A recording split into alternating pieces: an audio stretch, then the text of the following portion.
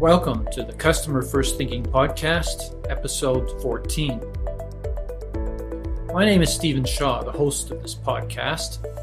In this episode, we interview Mathew Sweezey, Director of Market Strategy at Salesforce. We've heard the warning cry countless times before. This is the end of marketing. Traditional marketing is dead. Marketing as we know it is over. As far back as 20 years ago, we were hearing it, when mass marketing had collapsed due to media fragmentation. We heard it again with the dramatic decline of print and broadcast media. And then we heard it again with the rise of social media. Yet each time, marketing found a way to adapt. Budgets got shuffled around, new marketing disciplines emerged, some faded away. But fundamentally, the classical marketing model never really changed much. The job of marketers stayed pretty much the same, to promote the brand using whatever mix of media made sense. This time, however, it feels different. This global pandemic has blasted away any semblance of normality. When people do climb out of the economic shellhole, how likely is it that they'll be ready to pick up right where they left off? Even if a vaccine is found soon, people can never be immunized against the profound disruption to their lives. Attitudes will have permanently shifted, new habits formed, old assumptions discarded. People will be ready for something different, something more meaningful. Maybe they'll stop thinking that what you buy is who you are, effectively putting an end to consumerism. Marketers have always been on the front lines of change, which is why each leap forward, each inflection point, each seismic shift brought a new set of existential challenges. In the past, embattled marketers paused to consider the ramifications and then figured out a way to stay relevant. The shift from analog to digital is an early example. Another is the shift from web to mobile. And more recently, the rise of streaming video has brand marketers doing pirouettes. But now, in the face of widespread social and economic paralysis, marketers truly have to think differently. Otherwise, they'll be of little use to businesses digging out from under the rubble. The brand experience can no longer be thought of separately from the customer experience. They are one and the same. The answer to every market opportunity can no longer be an ad. Today, experiences trump messaging, which means marketing must operate with a new mandate to lead innovation in the interest of creating value for customers. Mathew Sweezey thinks that marketing has already died. In his new book, The Context Marketing Revolution, he says that we've entered a new era of what he calls infinite media, which marketers have no chance of harnessing to suit their aims. The only way for marketers to adapt is to re-envision their role in business. Instead of finding new ways to piggyback on the constantly expanding universe of media, marketers should focus instead on helping people achieve their goals. As head of marketing strategy at Salesforce, Mathew is in a unique position to ponder the future of marketing. He oversees the always much anticipated and oft-quoted Salesforce State of Marketing study. Plus, his work allows him to explore the frontier of marketing, learning from top-performing organizations. He channels that learning into the talks he gives around the world. Mathew is also the author of a Marketing Automation for Dummies book, which is still a top seller 7 years after it was published. That's where I began the interview, asking him to explain its perpetual popularity. I really have no idea. I can take some stabs in the dark. One is technology changes radically fast. So one of the reasons the book that I wrote still is relevant is because I didn't write it about technology. I wrote it about a new way of thinking about what the new technology allows you to do. So one of the hardest things for me to do with the publisher imagined me writing this book, click this button to set up this technology. And I realized that if that was the case, that book would be irrelevant in 6 months. So rather than doing that, what I wanted to do was focus more on the theoretical aspects of how this actually changes the entire notion and idea and role of marketing, and how this is not just a new tool to apply to old methods, how you really have to think very differently about marketing, step one. And then how this then opens itself up to then a very different type of marketing. And so that's why that message still resonates through that book many years later. And maybe why you don't see some books come out, because if we write a book and it's about a technology, about how to use it, it can be pretty much irrelevant in a very short amount of time. So maybe that's the case. And also we see a lot of different types of books, right? So you've got vendors coming out with different formats of books. There's just different ones, but I guess that's the best guess I got on that one. Well, we went through a process here about a year ago of searching for an enterprise solution. We looked at all of the major vendors, including Salesforce, and to say that it's a confusing, bewildering exercise would be to understate that experience. It is, and even for someone like myself, fairly close to it, I can't imagine what it must feel like for the average marketer who must seem bewildered by all of the solutions out there. There are literally thousands, as you know. There seems to me actually need to help people cut through all of this and understand what forms that marketing stack today, what should be in it, how should they be thinking about it, what are the trade-offs. So is there a need for a marketing automation for dummies version 2? I don't know if there's a need for a marketing automation for dummies version 2, specifically as it proposes to marketing automation. But you do hit on a very good point, right? I mean, if you follow the statistics since 2011, there are now 50 times more marketing technologies available, 50 times more than were available in 2011. So it's a radical. It was 45 last year, and I'm just assuming it's 50 more this year. But it's just a radical, massive change, right? You know, we opened up this floodgate, and you know the dollars are on the marketing side because every brand needs more leads, and this is where we're driving more business through these technologies. And you're right, it's a massive, complicated landscape to maneuver through, and so it is very difficult. But does it need another book for it? I don't know if it needs another book. I would like to see more brands being helpful to consumers. I think most of the marketing that a lot of these technology companies do is more or less like, here's the data point on why you need to buy my product. Now buy my product. Right. If you don't buy my product, I'm going to sales rep call you 5 times, send you 6 emails because I bought technology to allow my sales rep to know exactly when to call you and automate emails to go to you. So it's a very bombarding and difficult process for all people. So I'd love to see brands help people more through the process rather than just strictly try to sell things through the process. I couldn't agree more. Again, having been through that experience. So lots happened in the time since you wrote that book. Obviously, you alluded to it yourself. Your company continues to make announcements around integrating AI into your platform. What's your perspective on the state of MarTech today? Scott Galloway just wrote a recent piece. He's seeing a lot of similarity between 1999 and today with respect to the bubble, and he's speculating is the technology bubble about to burst. But given all of the advancements we're seeing, all of these technologies come into the market spaces, is that your perspective, or how do you see this playing out over the next few years?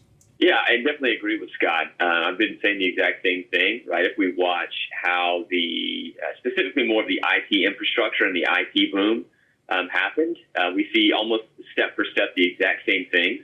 Right? We start with tools and technologies, then we ended up with having to connect all those tools and technologies, then we end up with middle layers. And this was the number one budget for the organizations at those times. This was all about efficiency, optimization. Ours is a little different in its goals and outcomes. It's more or less about demand generation, revenue creation, growth for the business. So it's a different goal. So I think it's got a little bit different lasting power, right? You only get so much return when you're investing in efficiencies compared to when you're investing in revenue generation models and technologies that increase revenue, not just save you money. So I think that's one of the big differences when we see of those two things. But I totally agree, right? We've got a massive glut because there's lots of money to be spent. There's that's where all the investors are going to be investing their money, right, to the side of the department that actually has money to spend. That's where all the startup people are going to focus, hence because those people have the money. And so that's what we see is a lot of technologies coming out. Now, with that, you're going to have a lot that are going to fail over time. Scott Breaker did a great article about he expected to see more failure rate in a lot of these companies, and we haven't really seen what he's expected or what we would expect to be normal. Failure rate, meaning companies that start to fail or start and then fail quickly. And I think one of the things that you find is you just have so many marketers just trying and pulling at all levers, right? They've got a lot of money. A lot of these things you can start on very low ends. There's definitely enterprise versions of everything. And now there's also almost free and SMB versions of everything. So you can try out any idea, as crazy or simple as it may be. And I'm one of those people, right? I've got a $100 budget that I'll put aside, and I'll test anything for $100. If it's a tool that's $100 a month, I'll try it for a while. And there's a lot of cool things I've tried, and then I've stopped using 3 months later.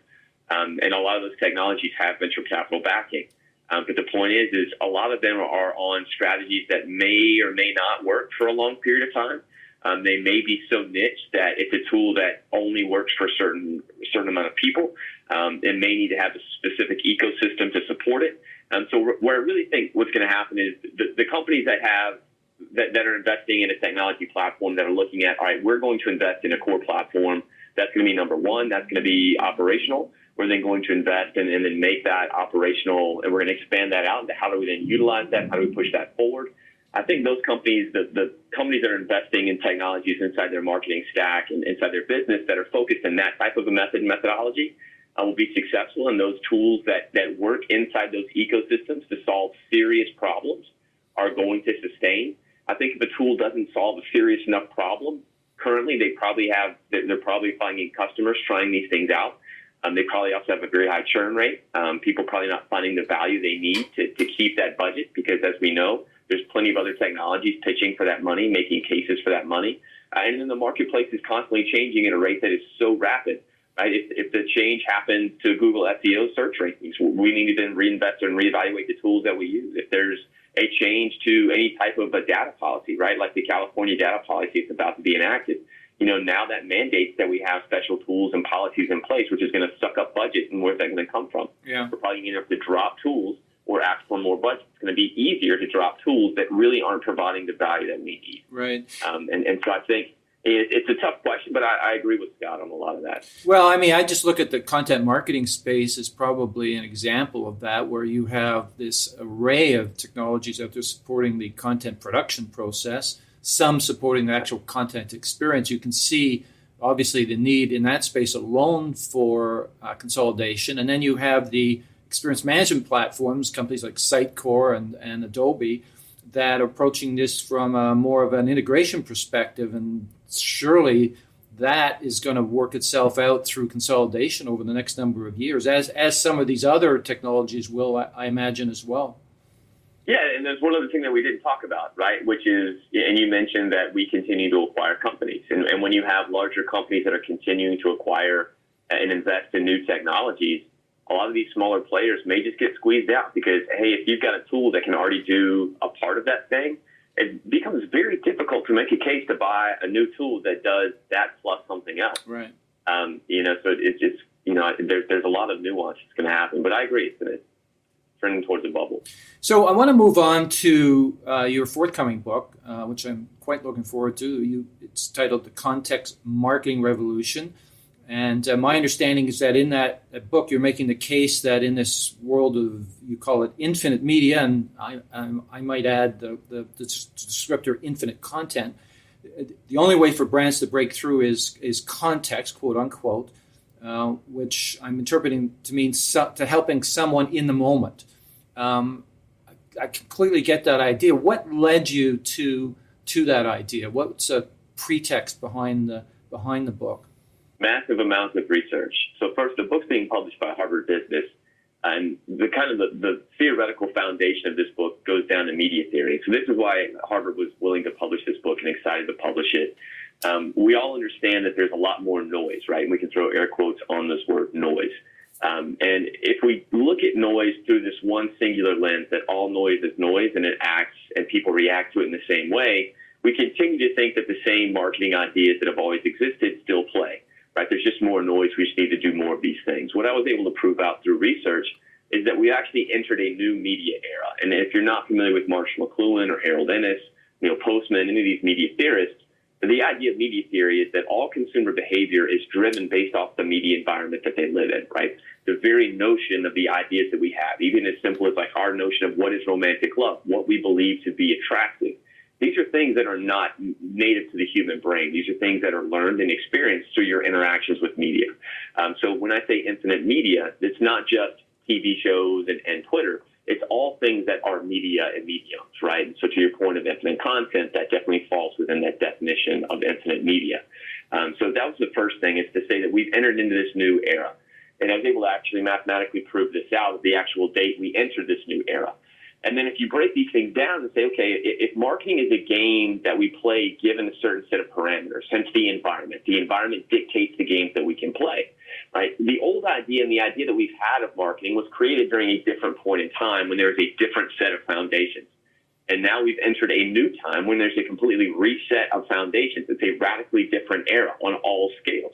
And so what that means simply is our old idea of marketing, which was based off of stealing somebody's attention and getting them to do what we want them to do, was only a game that we could play in a specific media environment. And we're no longer there. So all those ideas, such as sex sells, no such, right message, right person, right time, no such thing as bad press, right? All these truisms, they're no longer true.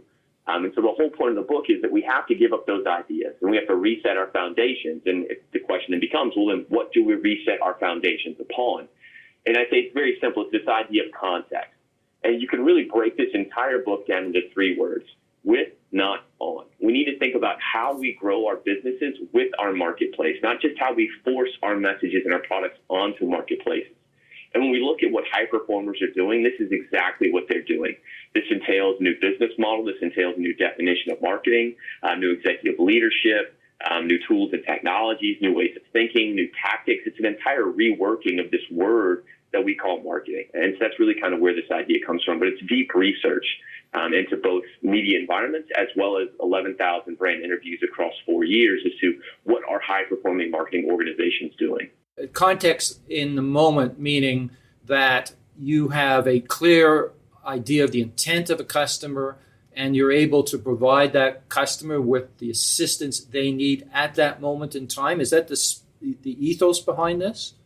Yeah, totally. It's helping somebody. If we were to put these two things in comparison with each other, the idea of attention-seeking messages, right, which is a brand can push out a message that's so creative it actually gets a person to take action and do what we want. That's essentially the old idea that we have. The new idea is the only way that you're, one, going to be able to get anything in front of somebody is it has to be filtered through AI. AI is only going to let contextual media through. If you look at any news feed or any social media feed, look at the timestamps. These are not chronological feeds. These are contextual feeds. A Google search result page is a contextual feed. It's using all of your personal data. It's using exactly what it knows other people have found interesting and important and stayed and relevant.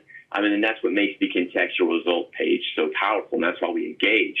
Right? So it's this idea of helping somebody achieve their goal in any moment.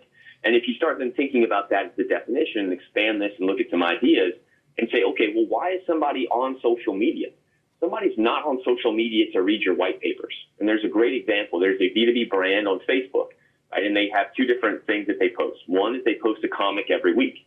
And then the second is they also post the new blog post that they publish on their blog to Facebook. The social media posts that have the comic get a 60 times increase in engagement, right? And the answer as to why is because someone is not on Facebook to know how to be better about their business. They're there to escape. Right? And so that comic helps them accomplish that goal of that moment, which is escapism. Right? And that's why that performs so much better than the blog post, even though it's the same medium and the same brand and the same audience.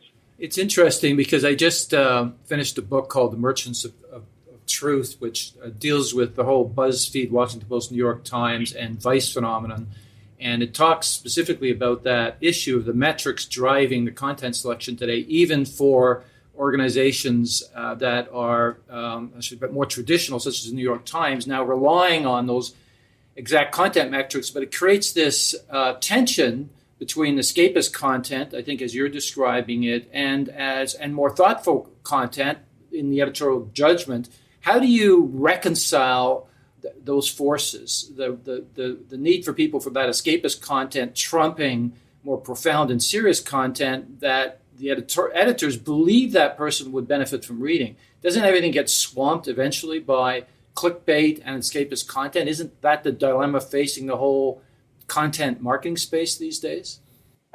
So escapism is only one of the many factors of why somebody would be at a certain place at a certain time. There's lots of others, right? And so the Washington Post also has some research which shows that we share things to validate the images that we have of ourselves, right? So a lot of the times we will never even read an article, but we'll share it. In fact, 60% of the time articles are shared without ever being read. And they're shared because the headline suggests something about the individual that they want other people to associate with him, right? And so this is where, you get into a lot of the trouble of how does fake news spread so quickly? Well, it's because it's a headline that is specifically written to project something about the individual that they want others to know about them or validate a stance that they have. And so they simply share that without knowledge, right? Without reading it, without site checking, without anything. It's just they share the headline. Right? And so that's, one aspect of this, which is not an escapism. It's then projecting the image that they want people to know about themselves. Yeah. Right? There's lots of different reasons why we do these things, and there's lots of different issues with content of where we get it, how we get it, why we get it. But will clickbait take over these things? That's an answer that I honestly can't answer. Right? As soon as the algorithms are retrained or retooled to then deal with that, and that no longer is an issue, right? So we're all in a very nascent stage of how social media is going to work, right? We've only been in a world where social media is powerful for a very short amount of time, right? So we're still trying to figure these things out. We're still trying to answer these questions, and they will get answered. The hard part is that the major mediums that we're looking at, right? We're talking about Google, we're talking about Facebook, we're talking about Twitter in this example. They make their money based on engagement and keeping people on these platforms longer, right? They're ad buys. That's all they are, is modern media just selling ads. Right? And so as long as people are engaging and staying engaged, they don't care what people share. They just care that people stay on there longer so they can sell more ads. So let's stick with this topic of content, because I call it, we're in this era of peak content. Most brand content is pretty invisible. Does marketing need to hit a reset button here and step back and do a better job of defining what that content experience is? Or is the content experience going to be defined as you're kind of describing it by the end user of the product and determining what kind of content experience they want versus one that's created for them? It's both. And so to the first question of do they need to take a step back and reevaluate, the answer is 1,000% yes.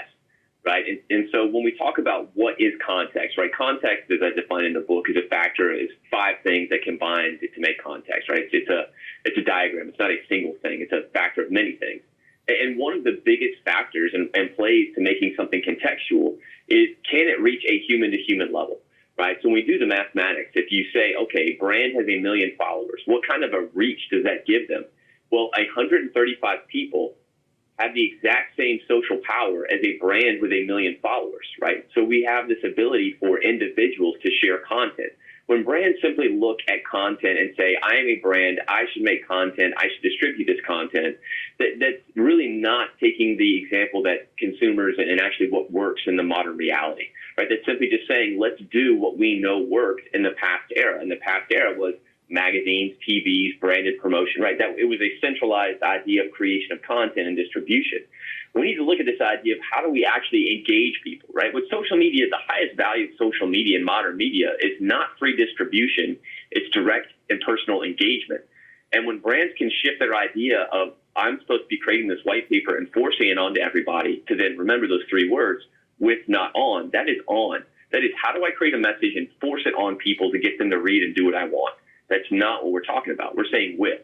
How do I engage my audience, my employees, my stakeholders at large? How do I work with them to fulfill both of our goals at the same time? Right? That is the modern definition of what we need to be creating. And through that, we will then create those ideas of content. But to do, we need to make better content? The answer is no. We need to figure out how do we work with our audiences, and then that leads us down the right path. Let's talk then more broadly about the marketing function itself. And it is still the vestiges of the old planning model largely rule today. Certainly most of the organizations that I observe follow old formulas that they were mostly taught in school. Marketing is in this process of reinventing itself. You talk about this all the time, obviously.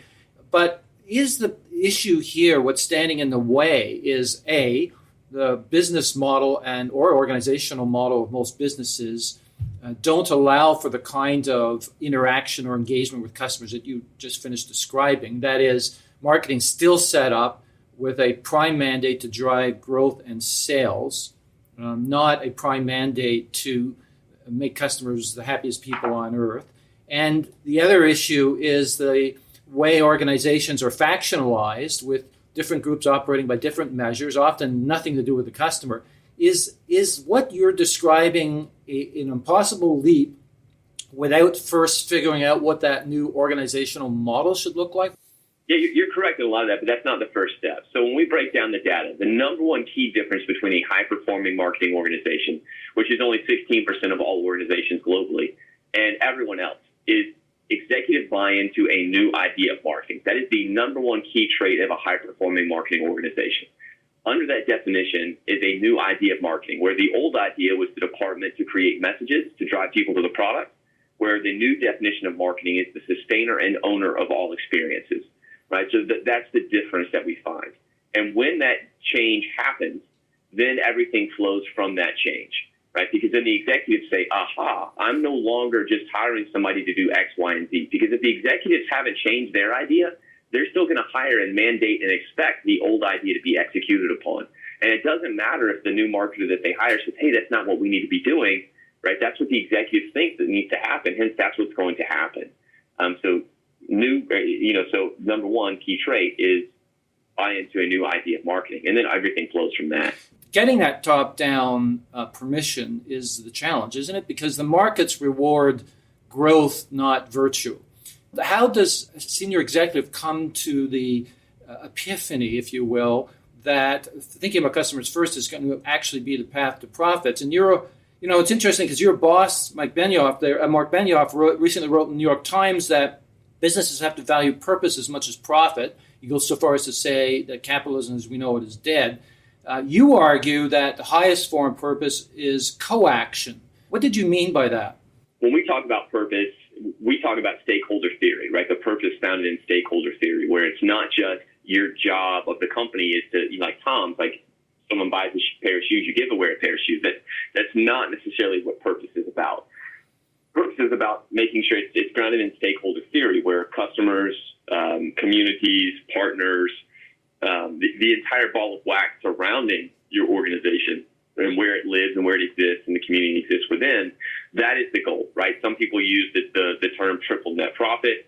Some people use the term purpose. And there's lots of different ways to slice it, but the simple answer is that the brand has to have a goal other than strict financial profits.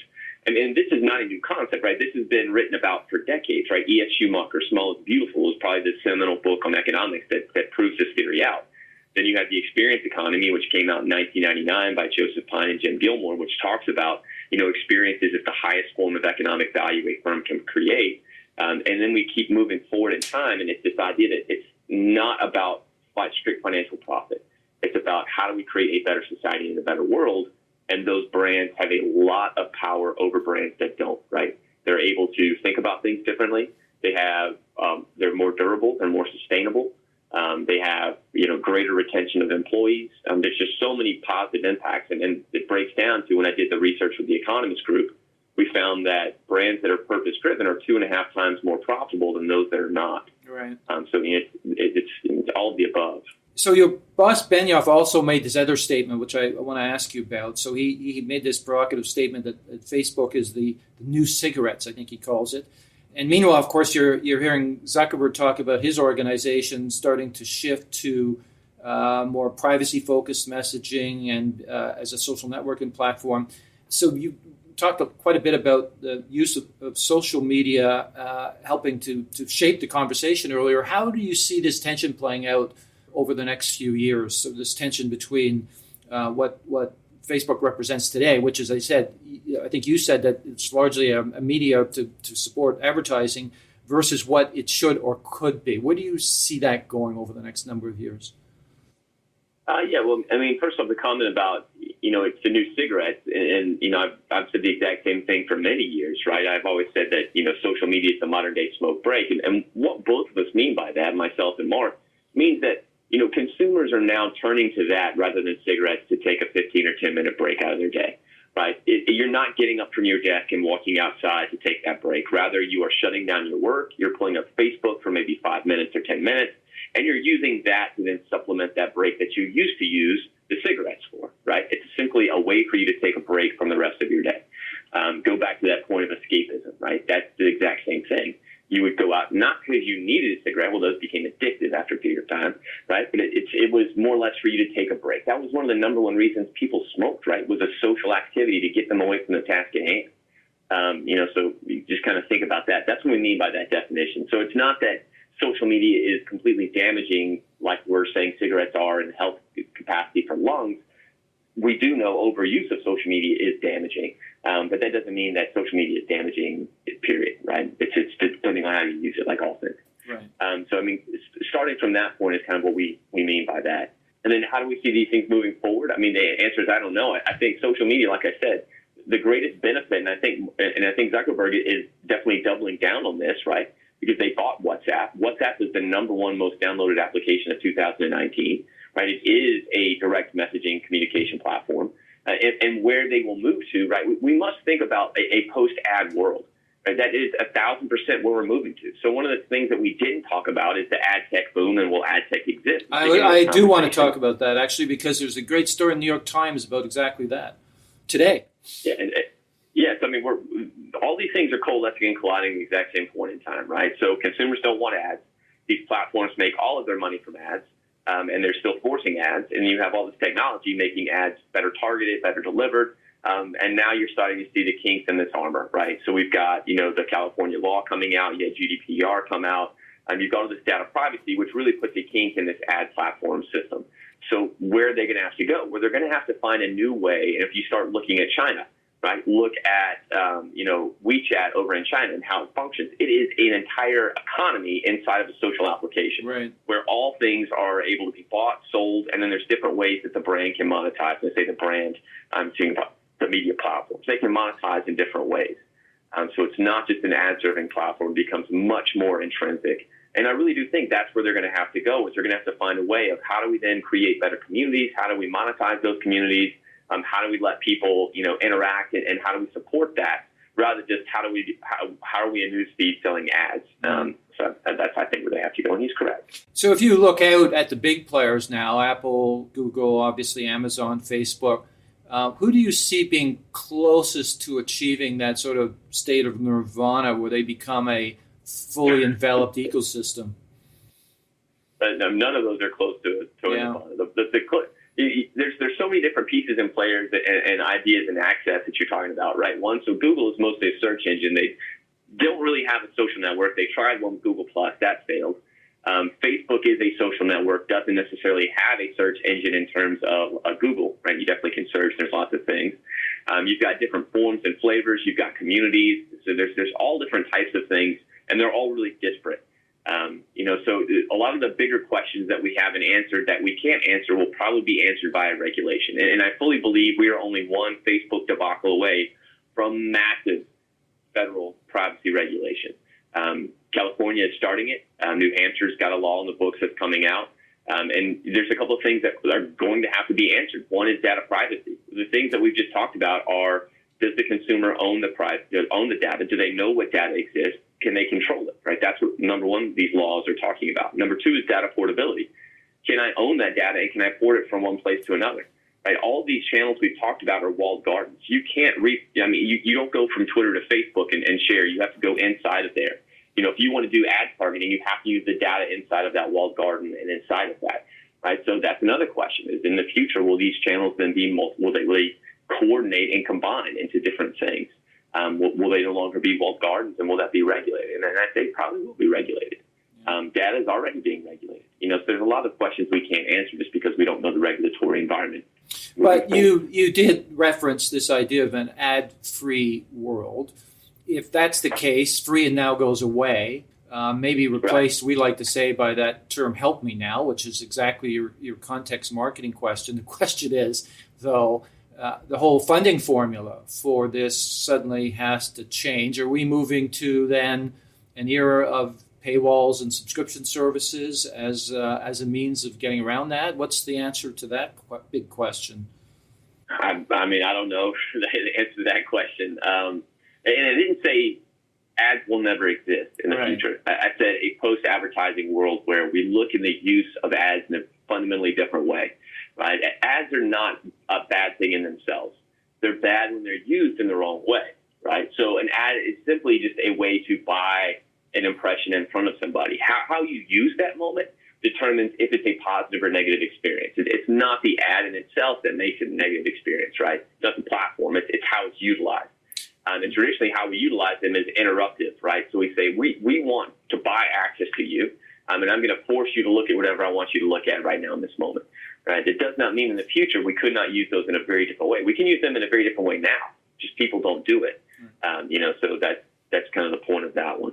Yeah, well, it'll be interesting to see how it plays out. Firefox just sent a new release out on its browser, and it obviously has a tracking feature now that shows you who's exactly tracking your browsing behavior online. And you look through the list of blocked trackers, and it runs on and on. It's just shocking, actually, when you look at that for the first time to realize, holy smokes, anything I do, and Facebook's a primary culprit here, anything I do is being captured someplace. So that, to your point earlier about the Privacy Act becoming more stringent, presumably will hopefully mitigate against the sort of fear factor now that's got to be at play with a lot of consumers. There's this trade-off between what you're prepared to give up in terms of privacy, obviously, and the value that you get back from that experience. The sad part is that consumers, there's a great piece of research that comes from Bain, right? And I believe 80% of businesses believe they create a great experience for their customers. When Bain actually asks the customers of those businesses, right? This is not generic. This is just not like, how well do businesses think they're doing, and generically, how well do consumers think businesses are doing, right? That's generic. That's crap. When you actually say, if a business believes they're doing great, and then actually ask those customers, 80% of those businesses believe they're creating a great experience. Only 8% of their actual customers believe they're creating a great experience. Sure. Right? And to your point, it's like consumers are very happy to give up their data. They're very happy as long as they receive something of value in exchange, and that value is not monetary. All they are asking for is a better experience, right? Help them in some way, shape, or form, and make a better experience for them. That concludes our interview with Mathew Sweezey. As we learn, the only way for marketers to break through the suffocating volume of media noise is to actually stop thinking they can. Instead, marketing has to pivot from brand communications to creating experiences for customers that help them in the context of the moment. The old make and sell model is truly dead. The only way forward for marketers is to own the customer experience. You can find past episodes of this podcast on customerfirstthinking.ca, where you'll also find articles, strategic frameworks, video, and more on the transformation of marketing. In closing, a big shout out to Ask Justin Eacock for his contribution to making this podcast happen. Until next time, thanks for listening.